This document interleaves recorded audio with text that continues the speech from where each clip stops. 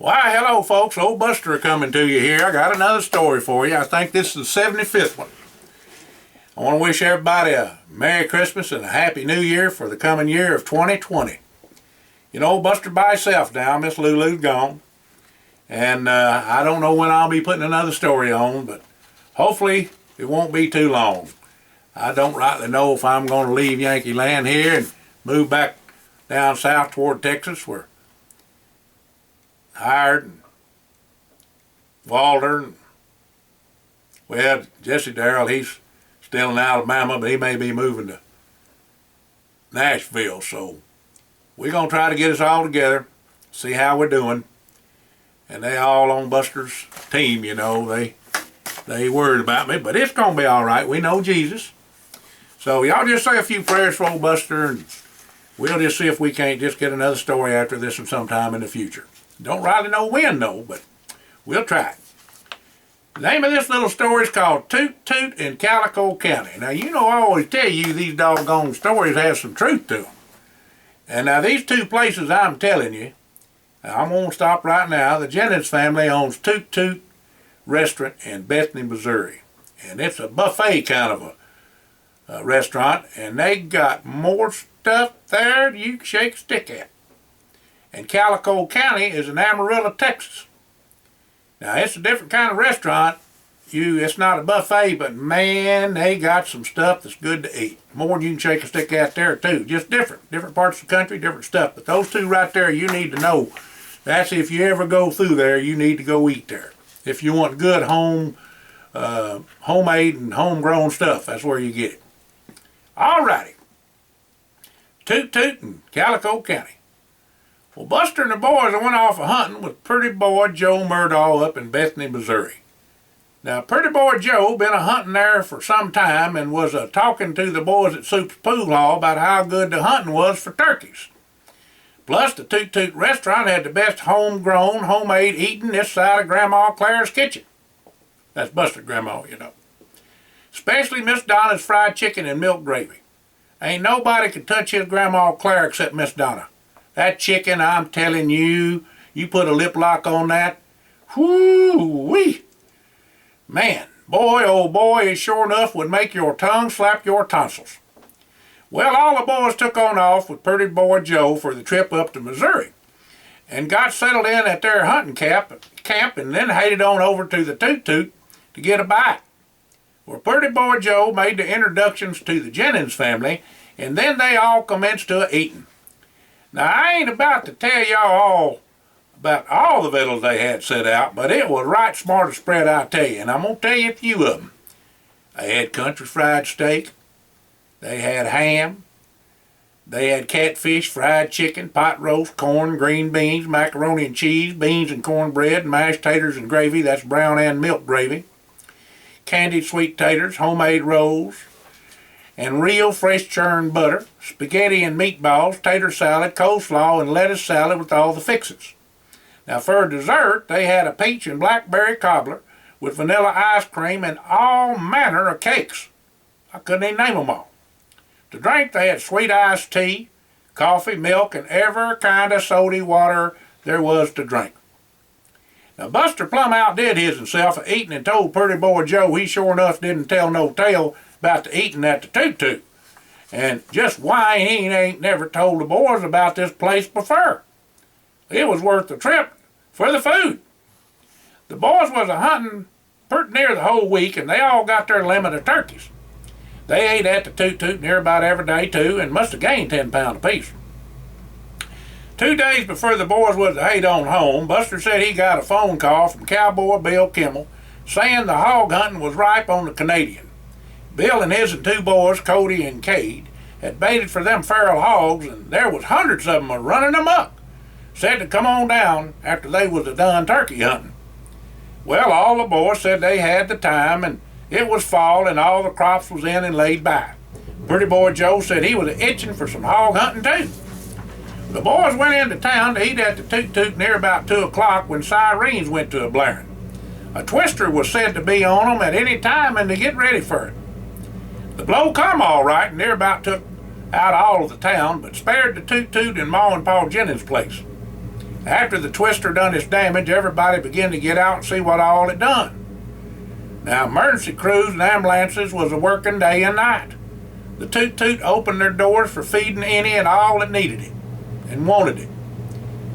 The boys decided to stay and help on out to folks that got hit and jumped in with both feet. Now, some folks lost most everything, but about everybody had damage to their place. Roofs was took plumb off of houses, and the houses was moved from their foundations, and trees was blowed down every which place. Now, the Jennings family, with their ma and pa and 8 young'uns, was a working day and night to feed folks and workers. Anybody that could come to help. There was a mighty tall order for a rebuilding, and the Jennings and the boys pitched in with their labor, food, and money. Wasn't long before help was a-coming from all over. State, federal, the Red Cross, and other churches and organizations came with all manner of donations and labor. It was a mighty task, I tell you. Whilst the cleaning up and the clearing the road to town, Buster looked up and seed somebody he knowed real well. Danged if it wasn't Miss Laura and her husband Big Daddy. Now, they told Buster they was on vacation, was nearby, and stopped by to help. As it was getting late, Buster told them to come with him and see the boys and meet the Jennings clan and eat the best supper they could get in this here part of the world. Now, Miss Laura and Big Daddy really did enjoy their supper and wanted to pay, but Miss Tony, that worked there for 34 years, said their money wasn't no good. They appreciated them helping out. Now, Miss Laura stayed for a spell of helping out at the hospital, seeing how she was a nurse and all. Now, Big Daddy was getting folks to where they needed to go and clean up too, helped out really a lot. They was still there when the boys left out. They said they would see them when they got on back to the house. Well, after the boys got through to their folks of telling them what all was a-happening, and they was fine as frog hair, they asked their folks to lend a hand for donation foods and clothes. Now, all the boys' paws got a trailer and sent up steers and hogs and chickens to feed folks, as well as other things brought in, including money.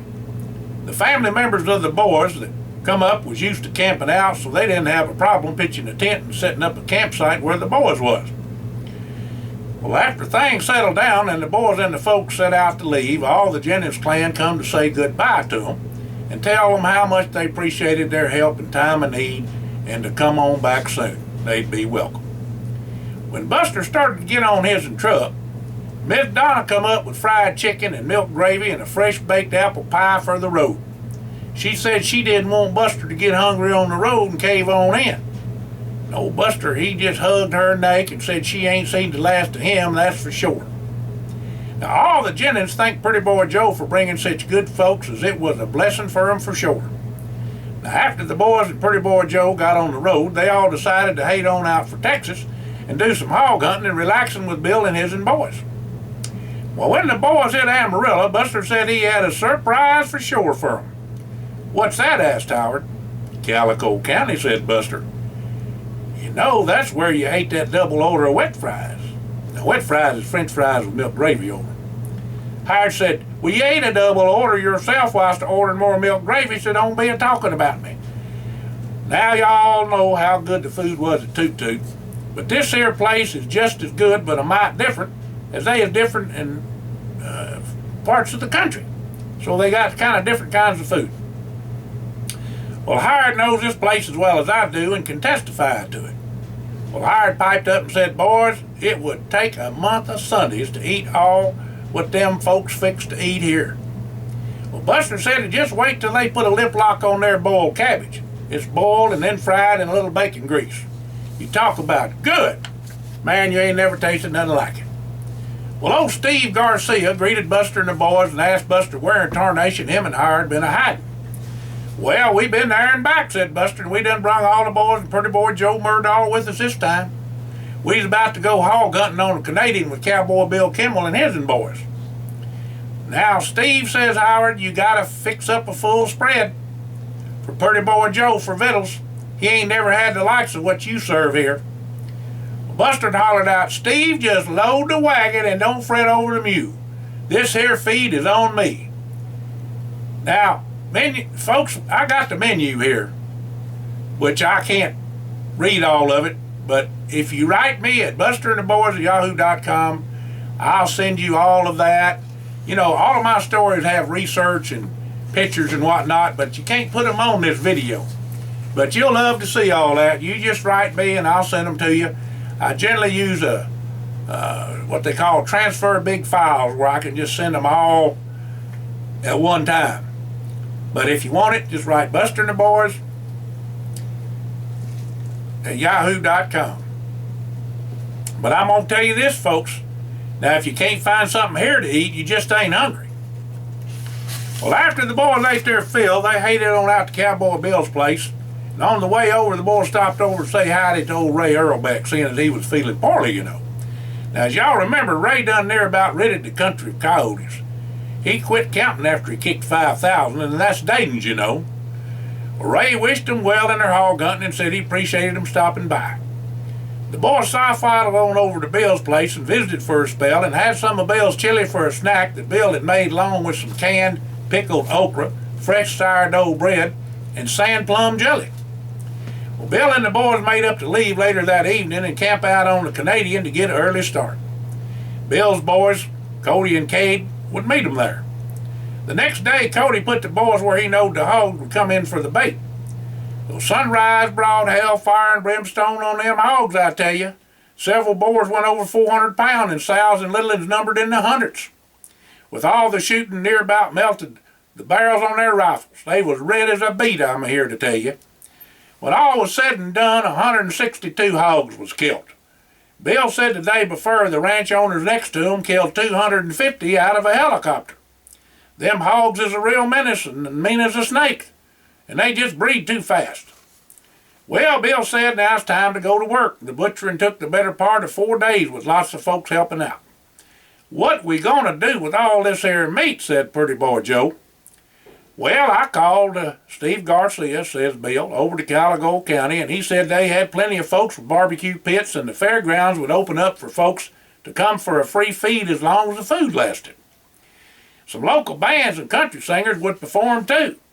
The hired's uncle was in town and would give the blessing, and the Baptist church choir would sing the national anthem. A few of the local boys at rodeo said they'd put on some bull and bronc riding and steer roping and bulldogging. Well, after hearing all of that, the gals led by Bill's wife Dickie said they would put on barrel racing for the gals as well. Old Carson Leverett said he would donate a pair of custom boots to the winners of each event and sing his in song side poodles too. Now, you know old Carson, now, them handmade custom boots, they go for a pretty penny, but they sure enough good boots.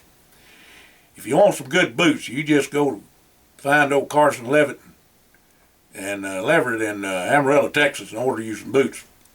Seems like there was going to be a high old time in Amarillo, that's for sure. The boys and Pretty Boy Joe had one heck of a good time, and Amarillo won't forget them calf fries either that was donated. For a put-together event, on the spur of the moment, it all worked out better than anyone expected.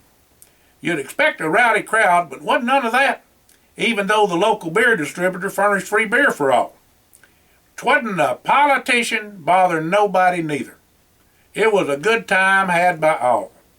When the boys got back to the house, Buster and the boys had some honorary certificates signed by the governor sent to the folks of Amarillo, Toot, Calico County.